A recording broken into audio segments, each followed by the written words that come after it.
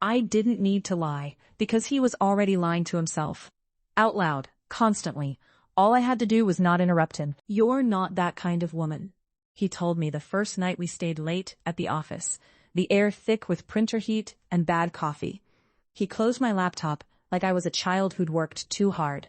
I almost corrected him. That instinct still existed back then. The reflex to clarify, to disclaim, to be clean. But I felt something sharper underneath it. Curiosity. What would happen if I let him finish the thought for me? So I stayed quiet. I let my face soften. I let him feel perceptive. He smiled like he'd solved a puzzle, like he'd earned something. That silence was my first test. Not whether I could deceive him, but whether I could benefit without ever asking. Whether I could let him construct a story where he was generous, noble, in control, and I was simply the reason. After that, every favor came wrapped in his own language. "I want to. It's nothing. I'd do this for anyone." He used those phrases like armor.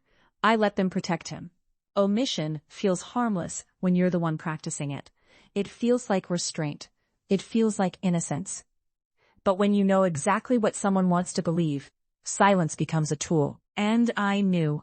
I was 29 and newly hired, which meant I looked competent while barely holding my life together. The job sounded impressive. The pay wasn't. My rent ate most of it, and my student loans picked up the rest, like scavengers. I never complained outright. I didn't have to. Stress shows on the body whether you name it or not. He was my director. Married. 2 kids. The kind of man who liked to be seen as reliable, ethical, steady. He volunteered for mentorship programs, stayed late for the team. People trusted him because he worked at being trusted. The first favor was small. My train line was down.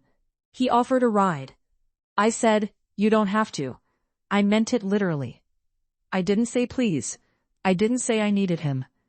I just stood there, with my bag digging into my shoulder, waiting. He insisted. That mattered. It let him feel like the decision was his. In the car, he asked questions that sounded polite but carried weight. Did I have family nearby? Was I settling in okay? Was I managing? I answered carefully. My mother lived out of state. My last relationship had ended amicably, which was easier than saying I'd been cheated on and blamed for it. He got quiet, jaw tight. "You shouldn't be stressed about basic things," he said, angry on my behalf. I didn't agree. I didn't argue. I let him sit with that feeling. After that, the help multiplied. Lunches, rides, a gift card left on my desk with a sticky note telling me not to argue. When I tried to return it, he smiled like I'd passed a test. "You're proud," he said. "I respect that." He started asking what I needed. I never answered directly. "I'm fine, just tired. It's a lot right now."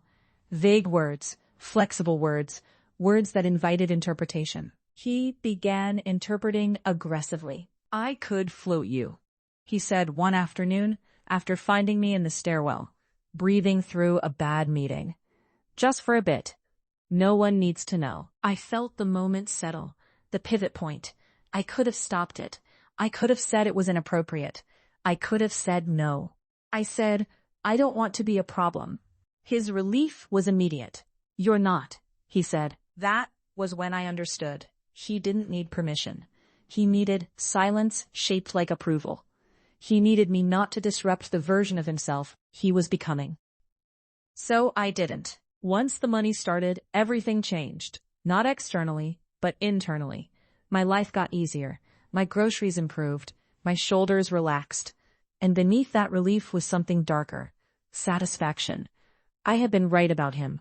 I had read him correctly. He narrated the situation constantly, as if language could sanitize it.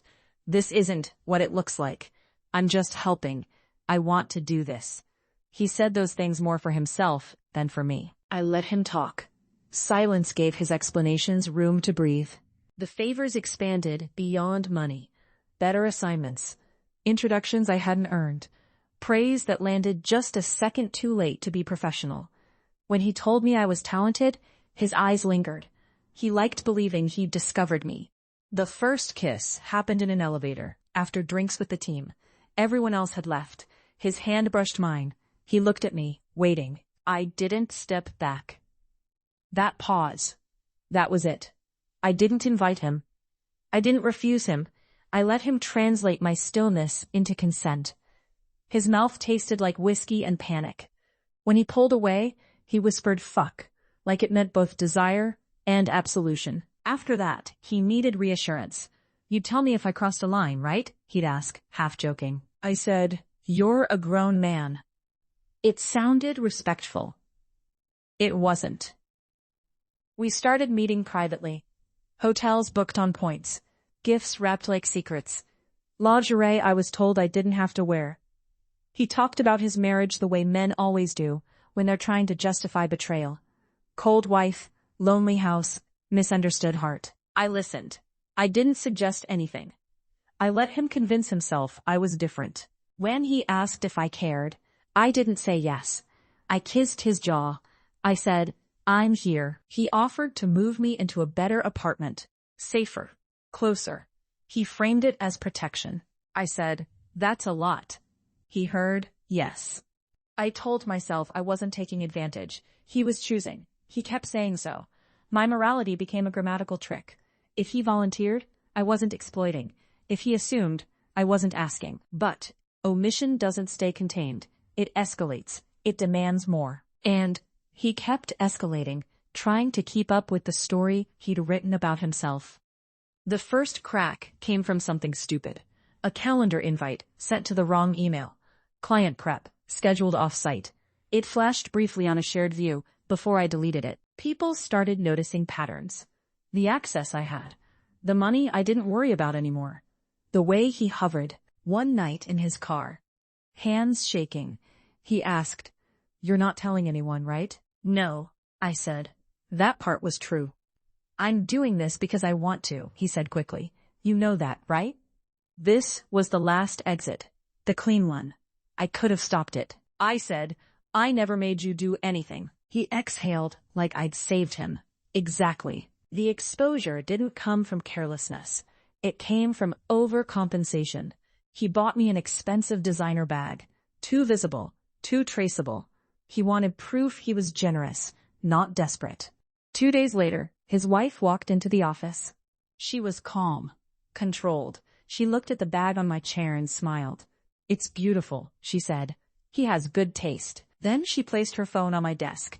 Emails, transfers, hotel records, screenshots. HR, CC'd. He tried to speak. She stopped him. "You didn't have to say a word, did you?" she asked me. "You just let him assume." I said it. The sentence I'd relied on. I never asked him for anything. She nodded. Of course. HR moved fast. He was put on leave. My accounts were audited. My advancement collapsed under scrutiny. He called me that night. I didn't answer. Speaking would have meant owning it. A week later, I signed my resignation. Quietly. Efficiently. I walked out expecting relief. What I felt instead was recognition. Silence had never kept me clean. It had just delayed the moment everyone could see what I'd done.